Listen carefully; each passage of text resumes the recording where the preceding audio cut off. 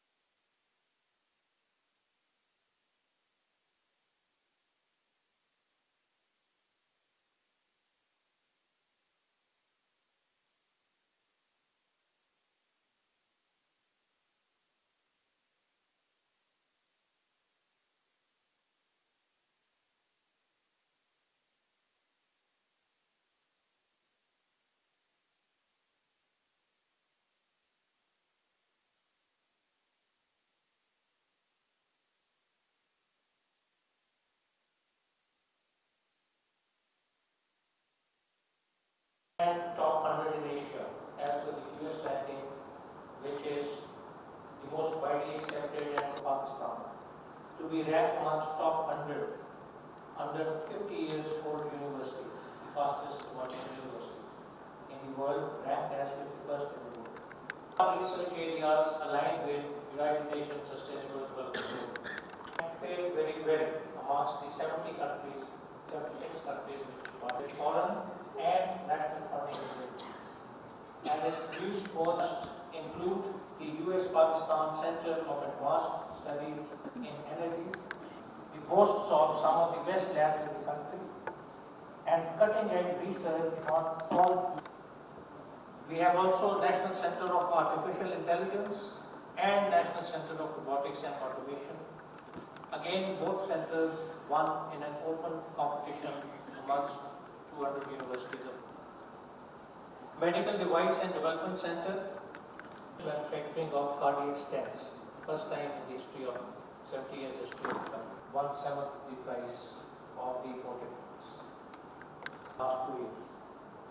In fact, the intellectual property is partly doing their job, and we have been training other universities also, and we recently had once, about a year back, once we transferred the first project to industry, and we got it rechecked and they reconfirmed.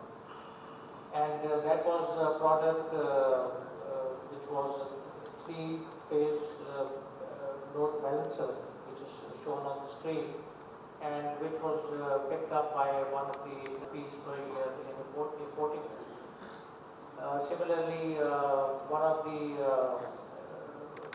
way actually on which the West has progressed, and then followed by East, which is the close collaboration with us, and living our legacy of taking initiatives and maintaining our position at forefront for supporting research and technological advancement. We have opened doors of Pakistan's first national Science and Technology Park, National Science and Technology Park harbors companies from 8 optimized high-tech sectors in the initial phase, which will grow in scope and number as the park flourishes. Finance, health, and smart technologies.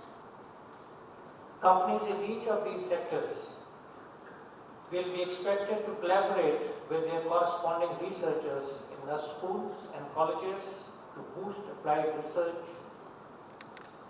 And it would be, again, you will be glad to know that we also have got the main Science and Technology Park approved from the government recently, which would...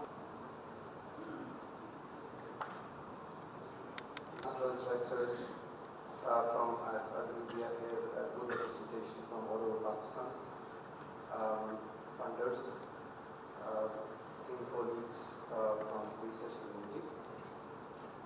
I would like to welcome you here today to first ever Pakistan Research Day in collaboration with us. I'm really pleased to see the type of attendance that I have seen here today.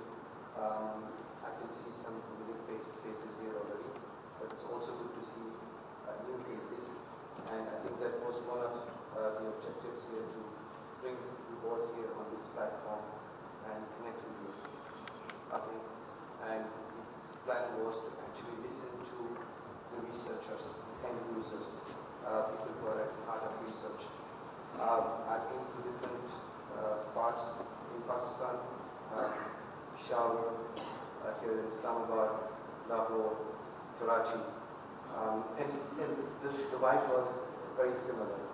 Same sort of sentiment, similar problems, and also I had the opportunity to meet some of our Pakistani researchers who are based abroad, mainly working in the Middle East region, and it's good to hear some of the challenges that they face in those countries as well. And it's interesting to hear their stories, what made them move and work there in that part of the region. So, before I begin, I just want to highlight that today's session is not just about our collaboration, it's not just about Clarivate Analytics, not about Web of Science, it's about you. It's about Pakistan, it's about research of Pakistan, because you are at the heart of it. And what we are trying to do here through this initiative, and I'm really thankful that we had this platform provided by us, and all the effort that went into in organizing this session. I mean, the team, Rector's team, Dr. Muhammad and his team, there's a lot of work that went through, and I'm really thankful for their efforts here. And I'm once again, really happy that Honorable Minister has raised the occasion, especially in time to talk about what are the bases of this report, where this report comes in from. Of course, the core event or the core presentation and the findings of the report will be presented by my colleague here, Dr. Ahmed. But I just want to take you through the story, the journey that brings us here, that takes us here. Who we are and why it matters to the research and the researchers.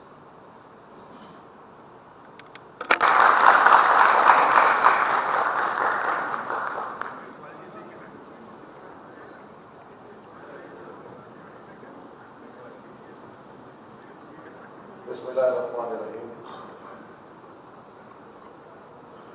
Honorable Rector, Deputy Governor, members of the faculty, researchers, students, Assalamu alaikum. It is indeed a great pleasure for me to be here today for a number of reasons. First, it's always a pleasure to visit NUST. NUST is our pride. And what we heard today has reinforced in my mind, and I think for all of us who are not from NUST, that what an outstanding institution it is. And so many achievements that NUST has attained in such a short time, and it sort of speaks volumes about the dedication and hard work that has been put in.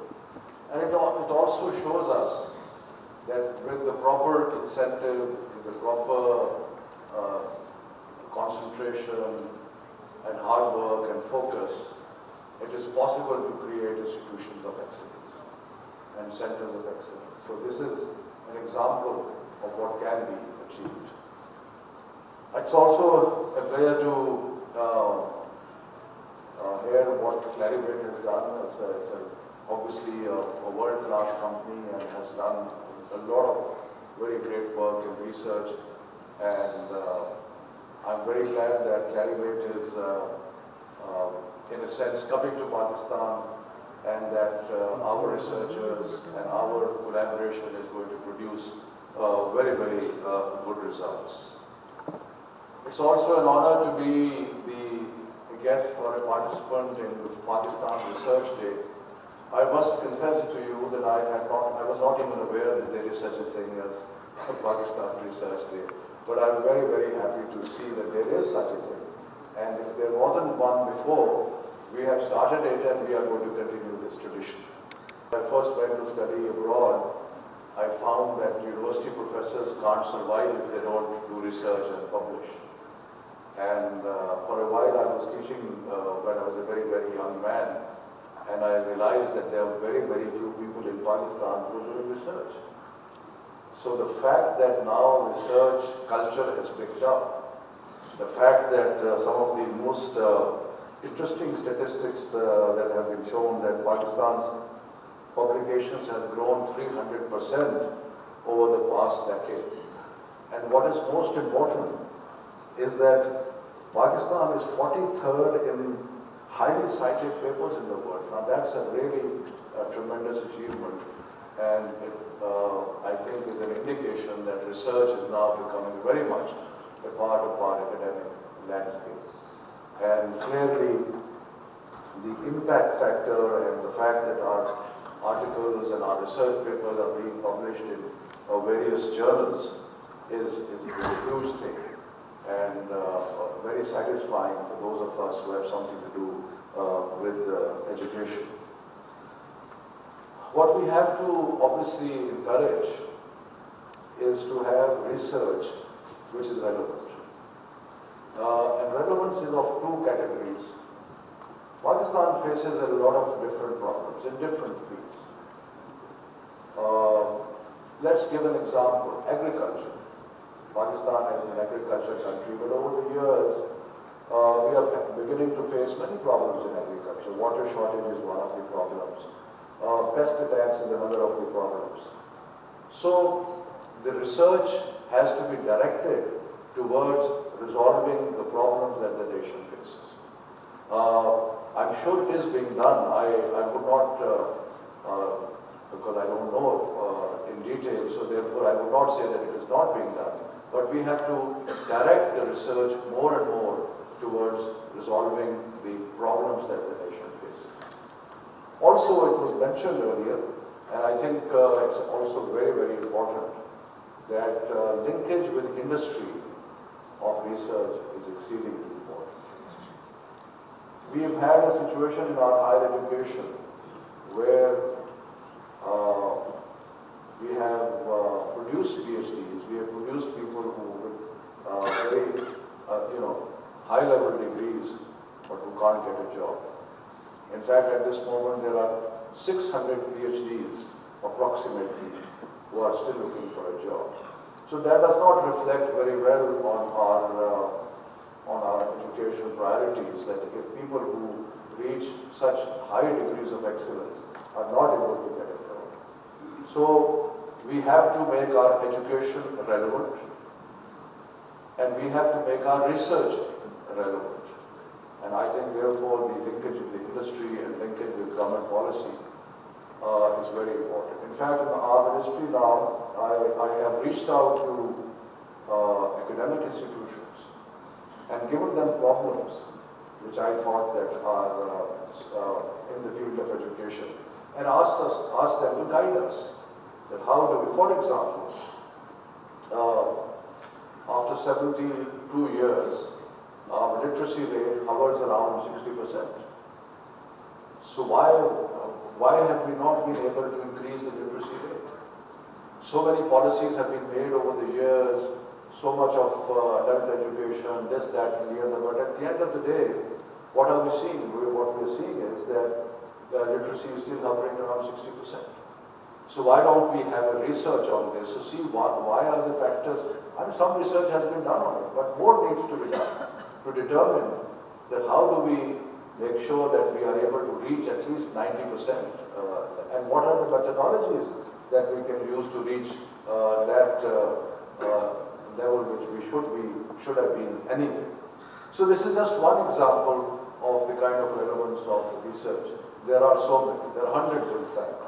So therefore, I hope that whatever research will be, the research culture is very much there, but now we have to ensure that there is linkage between research and policy. I think the Pakistan Research Excellence Award is an excellent idea, and inshallah we will pursue it, and we'll have a collaboration on this, and inshallah we'll make sure. I think that will encourage a lot of people to do research which is excellence. Now there are some other linked issues which are very, very important, and one of the linked issue is funding for higher education. I don't think that I would be revealing a secret if I say that we have faced with many, many economic challenges. And one of the outcomes or one of the impact of economic challenge is that overall there has been a constraint of funding. And one of the aspects of that is some constraint of funding for the universities. So while we are hoping that as the economy improves and as things get better, government will be able to allocate more funds to higher education. And in fact, in the next financial year, we are hoping to substantially increase funding for higher education. But at the same time, we would have to look at look at it in a long term and see what kind of a formula can we use which ensures sustainability for all our universities and all of our institutions of higher learning. Some of the ideas that we can see working quite well in different parts of the world may be something that we can pay attention to. For example, I think many institutions, very highly regarded institutions all over the world, charge a high fee also. But at the same time, there is a very strong scholarship regime, so that anybody who is bright and intelligent and talented should not be denied higher education just because he or she does not have the money. So therefore, it's something like this that we may have to look at. I'm not saying that we are doing it right away, but we may have to look at this. When I went to college, I found that the fee was very, very low, which was good for students who came from not very well-off backgrounds. But why should the people who could pay be paying the same fee as those who were coming from not very well-off backgrounds? In fact, some of our public sector colleges and universities were charging very, very little fee. And everybody was benefiting, even though you may be a millionaire or billionaire, but you were paying the same fee. So I think that we have to look at the right mix of how do we look at this entire spectrum of higher education, research, and so on, and see whether we can create a kind of a solution where we ensure that every student is able to pursue higher studies, but at the same time, those who can afford to pay should also pay.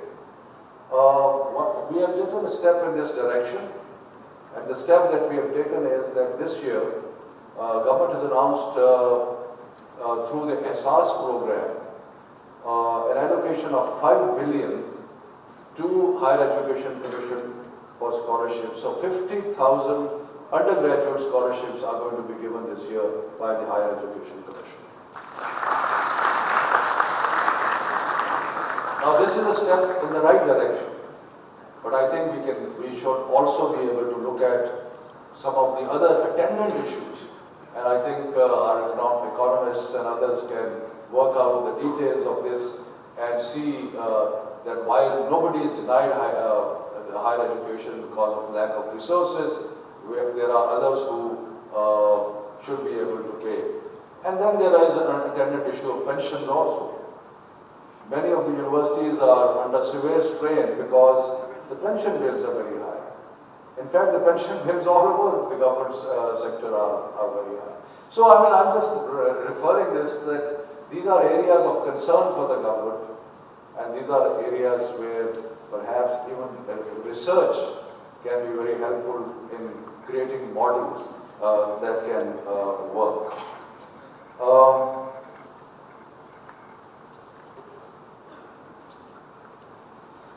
I think as a lay person, that's as much as I can contribute to the whole idea of research, but I must say that again that the culture and the environment in this institution and many such institutions which are now coming up in Pakistan is encouraging research, is encouraging research and development.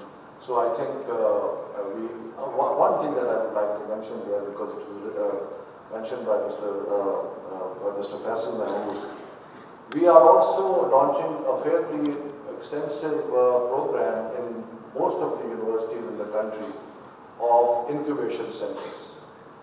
The idea is that we should first create capacity in the universities and in selected TVET centers, vocational training centers, and then encourage students to come up with ideas.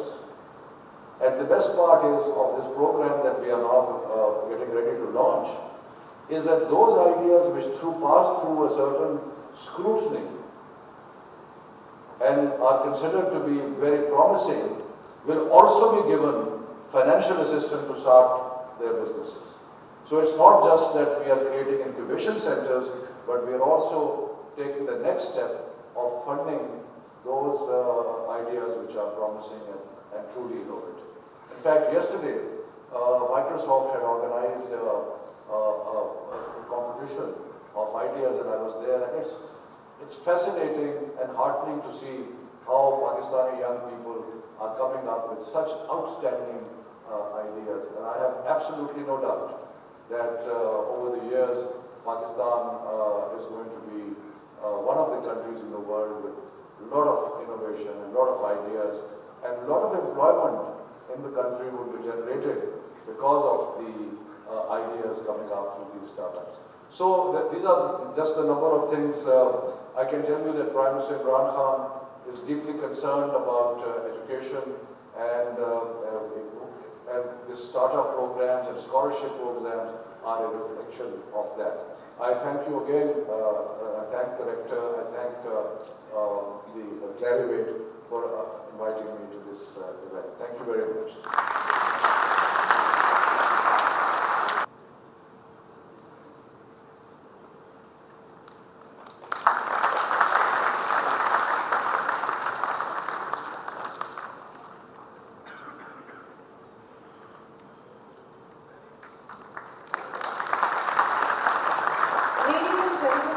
Requesting Clarivate Analytics to present Research and Innovation Report 2020 to our Honorable Minister.